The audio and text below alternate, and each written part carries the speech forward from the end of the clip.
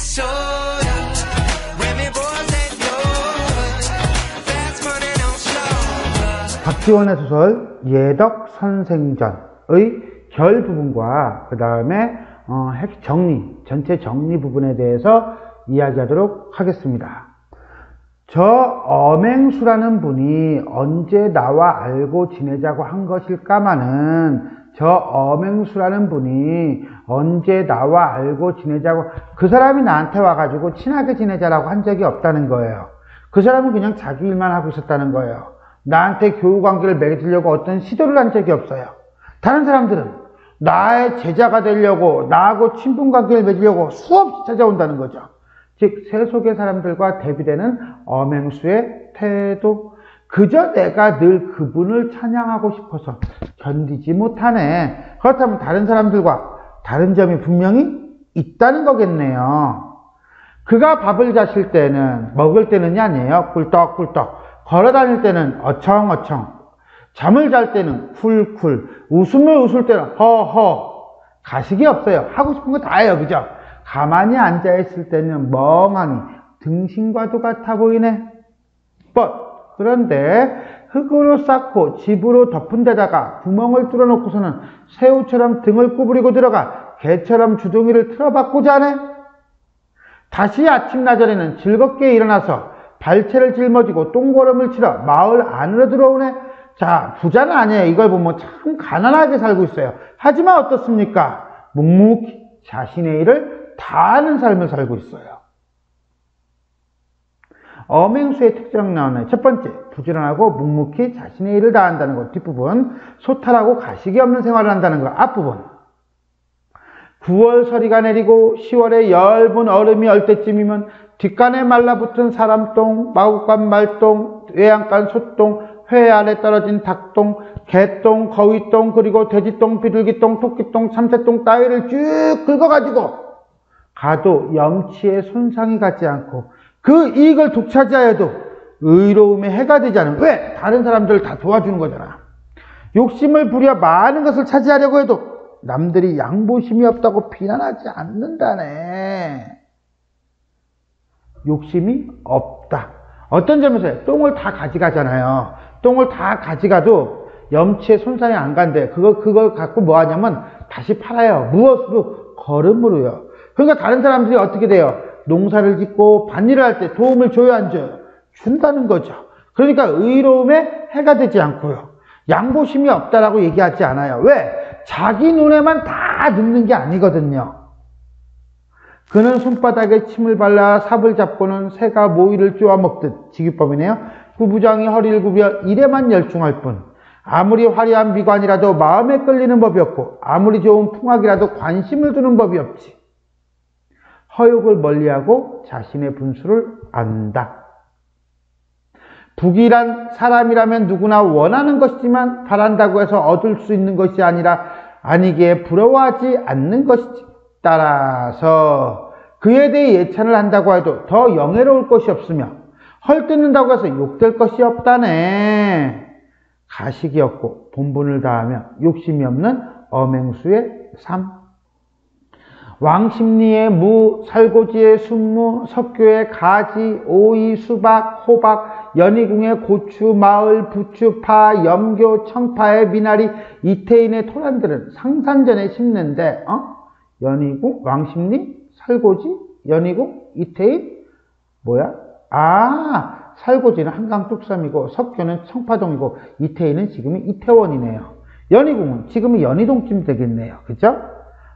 그렇구나. 상상전이라 매우 기름진 밭에 심는데 모두 엄씨의 똥을 가져다 써야 땅이 비옥해지고 많은 수확을 올릴 수 있대요.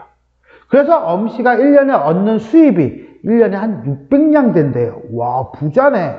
근데 우리 하나 더, 돈 받고 주네요. 당시 천인 중에는 임금 노동자가 있다는 것을 알 수가 있고요. 그 다음에 그 똥이 매우 가치가 있다 없다? 있다. 하지만 그는 1년에 600냥이나 버는데도 어때요? 아침엔 밥 한 사발, 저녁이 돼서 다시 한 사발만 먹을 뿐이지 허례허식을 하지 않아요. 매우 검소하다는 거죠. 남들이 고기를 먹으라고 권했더니 목구멍에 넘어가면 푸성기나 고기나 배를 채우기는 마찬가지인데 맛을 따져서 무엇하겠느냐고 대꾸하고, 반반하는 옷이나 좀 입으라고 권했더니 넓은 소매 입으면 몸에 익숙하지 않고 새 옷을 입으면 더러운 흙을 짊어질 수 없다고 하더군. 한마디로 뭐예요? 실용성이죠. 격식보다는 실용성을 중시하는 가치관이에요. 해마다 정월초하루 아침이 되어야 비로소 의관을 갖추어 있고 세배를 한대요. 세배를 하고 돌아오면 다시 헌옷으로 갈아입고 삼태기 메고 마을로 들어간대요. 자, 세배를 할 때까지는 얘를 중시하지만 결국은 바로 일상으로 들어와서는 어디로 간다? 노동을 한다는 거예요. 매우 뭐 하다는 거예요? 근면하다는 거죠. 그래서 성귤자는 얘기합니다. 어맹수 같은 이는 아마도 자신의 덕을 더러움으로 감추고 새 속에 사는 대은이라고 할 수 있다. 대은? 크게 깨달아 번뇌와 의욕이 다 없어진 은자이다. 더러움으로 감춘대. 예덕이죠, 그러니까. 그래서 예덕 선생이라고 하나 봐요. 그래서 어맹수에 대한 성귤자의 단적인 평가. 중용에 이르기를 부귀를 타고 나면 부귀하게 지내고 빈천을 타고 나면 빈천한 대로 지낸다. 운명론적 태도네요. 타고난다는 것은 이미 정해져 있다.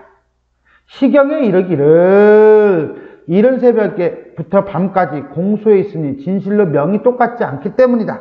운명론적 태도죠. 명이란 바로 그 사람의 분수를 말하는 것이다. 하늘이 만백성을 낼 때 정해진 분수가 있으니 명을 타고난 장 무슨 원망할 까닭이 있겠느냐. 역시 운명론적 태도네요.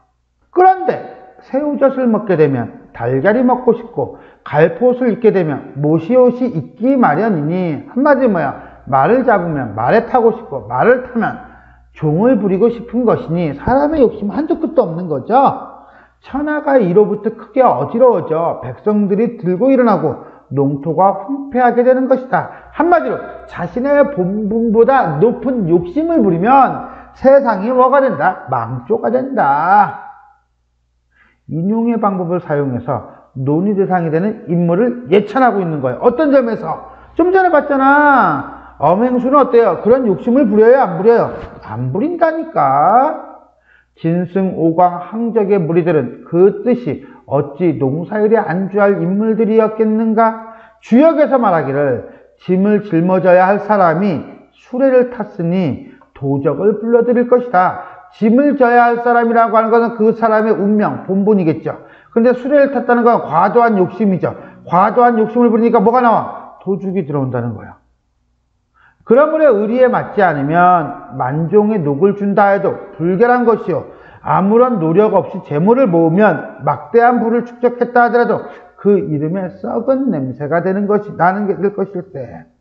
그런 까닭에 사람이 죽었을 때 입속에다 구슬을 넣어주어 그 사람이 깨끗하게 살았음을 나타내 주는 것일세. 의로움과 정당한 노력으로 대가를 얻어야 한다. 그렇지 않으면 어떻게 된다? 도적을 불러들인다. 어맹수는 지저분한 똥을 날라다주고 먹고 살고 있으니 지극히 불결하다고 할 수 있겠지만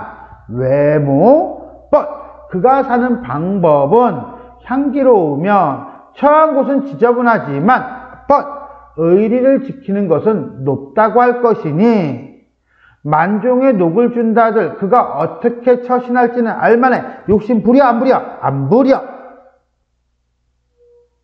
예찬이죠.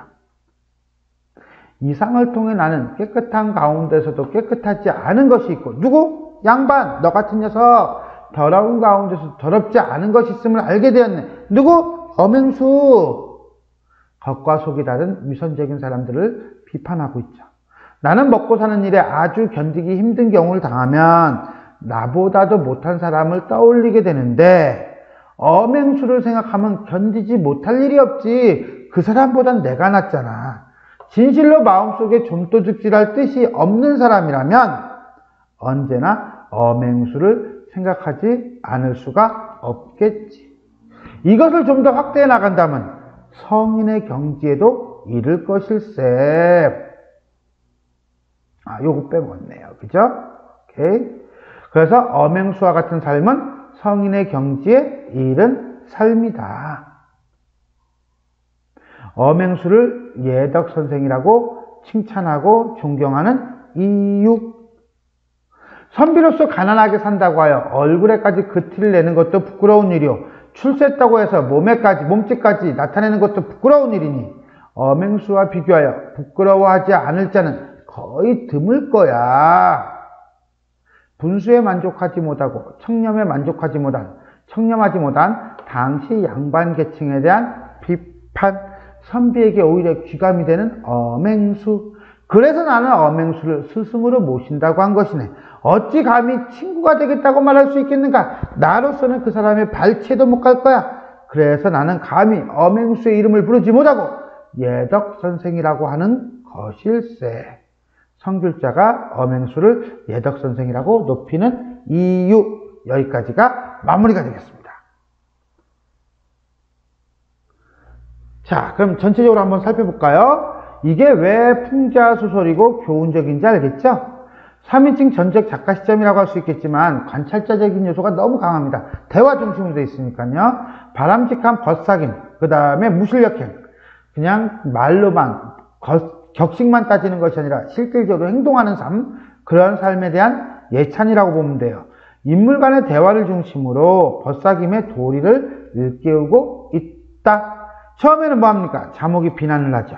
스승을 부끄러워한다고. 성귤자가 묻죠. 친구가 뭔데? 라고. 자목이 그거는 시장자 빼요. 성귤자가 얘기하죠. 그래, 진정한 친구 간의 도는 마음으로 사귀고 덕을 버타는 것이지 하는 일과 신분에 있는 건 아니야 라고 얘기를 합니다. 물론 뒤에 가서는 엄행수의 행동을 예찬하는 근거가 되죠. 지금 것이요. 자, 다음. 엄행수의 삶의 모습을 통해 바람직한 인간상, 어떤 인간상? 무실력행. 엄행수는 어떤 사람입니까? 남의 것을 탐하지 않고 검소하고 금욕적인 삶을 살죠. 자목은 어떻습니까? 명분에 집착하고 체면과 외양을 중시하며 비천한 신분인 엄행수를 멸시하죠. 성귤자는 넌 아니야, 얘가 맞아 라고 얘기하죠. 결국 허례허식에 얽매여 위선적인 삶을 살아가던 양반계층에 대한 풍자와 함께 봉건적 사회의 신분체제에 대한 부정적 인식을 보여주고 있다라고 할 수가 있겠습니다. 여기서 우리는 작가의 평등 사상이 나타난다고 볼 수 있겠네요. 결국 엄행수는 천한 일을 하지만 자신의 분수를 지킬 줄 알고 욕심과 가식이 없는 청렴한 인물의 소유자이고, 성귤자라는 당대 이름난 학자가 예덕 선생이라고 부르며 칭송합니다. 결국 벗을 사귀는 데 있어서 신분의 차이는 고려 대상이 아니라는 성귤자의 관점은 어찌 본다면 자목이라고 하는 당대 양반들의 관점에 비해서 상당히 혁신적이다라고 볼 수도 있겠네요. 지금까지 박지원의 예덕 선생전에 대해서 살펴보았습니다. 수고하셨습니다.